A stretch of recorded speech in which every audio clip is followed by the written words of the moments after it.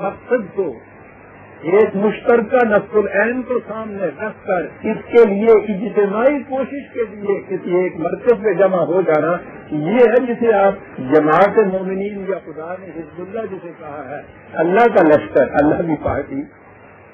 تو کہا یہ ہے کہ اب سوال یہ آیا کہ یہ جو اپنی اس قسم کی جماعت ہے، اس جماعت میں باہمی جنگ و جدل کا تو تصور بھی نہیں ہو سکتا. لیکن کہیں ایسا تو ہو سکتا ہے کہ انفرادی طور پر کوئی ایک شخص دوسرے کے ہاتھوں سے مارا جائے. اس مارنے کے متعلق کہا کہ وہ مادان مومن سولہ مومن اللہ خطان، یعنی یہ چیز تو مومن سے ہو ہی نہیں سکتی کہ کسی دوسرے مومن کو وہ قتل کر دے. ہاں البتہ وہ پتا سے ایسی چیز ہو سکتی ہے، نادانستہ ایسا ہو سکتا ہے. اب دیکھیے مادان مومن یہ انداز سے بات کیوں کی ہے قرآن نے، یہ چیز ہے کہ یہ تو مومن کے مطابق تو سبر بھی نہیں کیا جا سکتا، اس کے شایان کہانی نہیں ہے.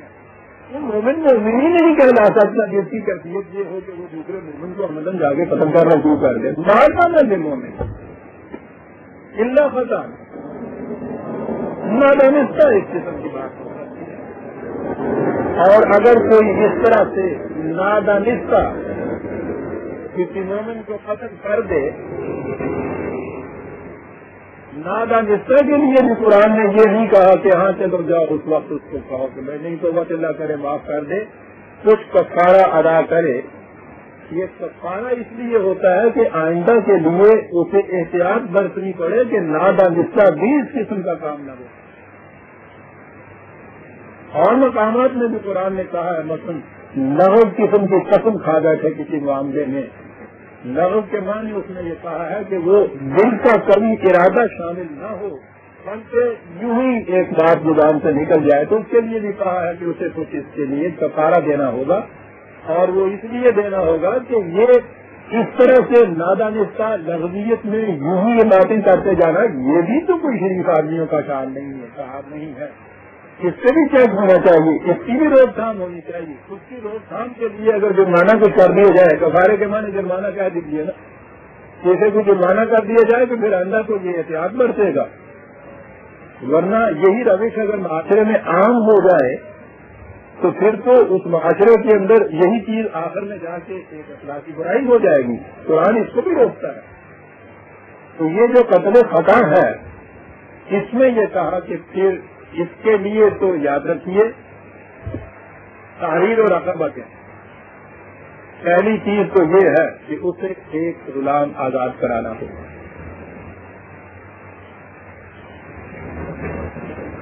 یہاں یہ ٹھیک ہے کہ اس کی جان چلی گئی، جس کو مارا گیا اس کی تلافی تو نہیں ہو سکتی، یہ تو ناممکن ہو گیا. اس کو تو یہ زندہ نہیں کر سکتا، اپنے آپ کو بھی مار دے تو اسے نہیں زندہ کر سکتا. لیکن اس کی تلافی یہ ہے، کتنی بات کرنا چاہیے. یہ تحریر و رقب وطن کا ایک لفظ جو ہے یہاں یہ چیز بھی خوب، ایک انسان مار دیا گیا، مر گیا. ایک انسان زندہ ہے لیکن ساری عمر موت کے شکنجے کے اندر جکڑا ہوا ہے، جسے سلیب یا غلام کہا جاتا ہے. اس نے کہا کہ اس کی تلاشی کی اب برطبیل تنزل یہ شکل ہے کہ ایک ایسا شخص جس کے گلے میں غلامی کا توق پڑا ہوا ہے اور یوں وہ زندگی میں ہی موت کے ہاتھوں میں گرفتار ہے، اسے اس موت کے پنجے سے چھڑا دو جاتے. جاؤ اور کوئی غلام جو کسی کے پاس ہے اس کی قیمت دے دو، اس کا فدیہ دے دو، رینسم دے دو اور اس سے اس غلام کو چھڑا دو. تو اس کو تو زندہ نہیں تم کر سکے، لیکن کم از کم ایک ایسے انسان کو تم نے زندگی دی جو طبی طور سے زندہ ہونے کے باوجود زندگی سے محروم تھا، اسے چھڑا. اور فرما رہا ہے آپ بتا رہا ہے کہ لیکن اس سزا کے اندر بھی کتنی گہرائیاں ہیں قرآن جاننے کا. پھر یہ بھی دیکھیے کہ یہ جو ہمارے ہاں کہنے کو صاحب مستشرقین نے ہمارے خلاف یہ ساری چیزیں کی، انہوں نے تو جو کچھ کیا تھا چھوڑ دیجیے. آج بھی آپ کے یہاں کے جو بڑے بڑے ادارہ دار ہیں اسلام کے، وہ یہ کہتے ہیں کہ جنگ میں دشمن کے مردوں اور عورتوں کو جو قید کیا جائے گا تو مردوں کو غلام بنایا جائے گا، عورتوں کو نولیاں بنایا جائے گا. آج بھی یہ کہہ رہے ہیں اور یہ کہا جا رہا ہے کہ اسلام کا یہ حکم ہے، اور پھر اس کے بعد سارے ہزار کے سال میں آپ کے یہاں غلام اور نولیوں کی جو بھرمار نظر آتی ہے. آپ کے یہاں کے نہایت مقدس شریف سلاطین اور خلفاء جن کو کہا جاتا ہے یا فاطمہ وغیرہ کے، ان کے بھی ایک ایک کے حرم میں 2-2 3-3 ہزار نولیاں بتائی جاتی ہیں. یہ ساری شرم جائز ہے. اسلام اس کی اجازت دیتا ہے کہ لوگوں کو غلام بنایا جائے. اتنی سی بات یہ اگر سمجھ لی جائے تو عزیزان ایمان غلامی کا مسئلہ حل ہو جاتا ہے کہ سارے قرآن میں غلام کو چھڑاؤ، غلام کو چھڑاؤ، غلام کو چھڑاؤ، سارے قرآن میں یہ حکم ہے. اب سوچیے کہ جو نظام قدم قدم پہ یہ کہتا ہے جو غلام کو چھڑاؤ، وہ کیا یہ کہے گا کہ ادھر سے لا کے لوگوں کو آزاد لوگوں کو غلام بناؤ اور پھر اس کے بعد غلام کو چھڑاؤ؟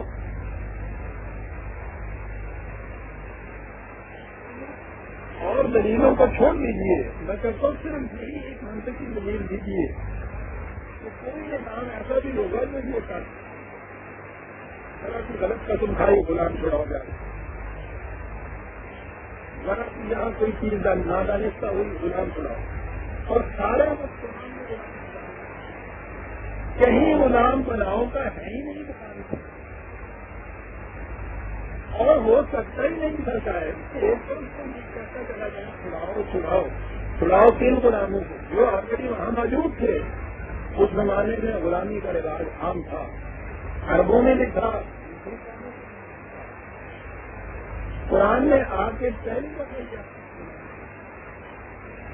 کہ یہ جو آزاد انسان ہے ان کے پاس ان کا فریضہ یہ ہے کہ جہاں کوئی شخص کسی کی غلامی کی زنجیروں میں جکڑے ہوئے ہیں اسے جا کے چھڑاؤ. اپنے جو چلے آ رہے تھے معاشرے میں پہلے سے انہیں چھوڑ دو. غلام چھوڑ دو کی آیتیں ہیں ساری قرآن میں، غلام چھڑانے کی آیتیں ہیں سارے قرآن میں، کہیں غلام بنانے کی نہیں.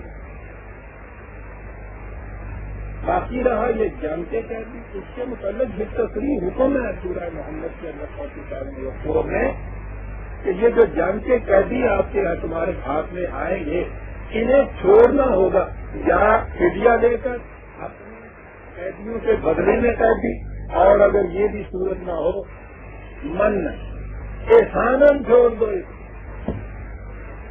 انسانیت پر یہ احسان ہوگا تمہارا. تو ہم نے تو ایک ہی جگہ یہ ہے اور یہ حکم ہے قرآن کے اندر چھوڑ دو. تحریر کا تو بات ہے، لیکن ادھر یہ کیفیت ہے کہ صاحب وہ بناتے چلے جاؤ اور ادھر یہ تاکید ہے کہ چھوڑتے چلے جاؤ چھڑاتے چلے جاؤ. اس سے بڑا ثواب ہوتا ہے، اور وہ جو بنانے والی بات ہے اس سے بھی ثواب ہوتا ہے. سوچیے ذرا، قرآن نے یہ کہا ہے سورہ بقرہ کے اندر 2/85 2/85 وہاں کہا ہے کہ یہودیوں کی کیفیت یہ ہے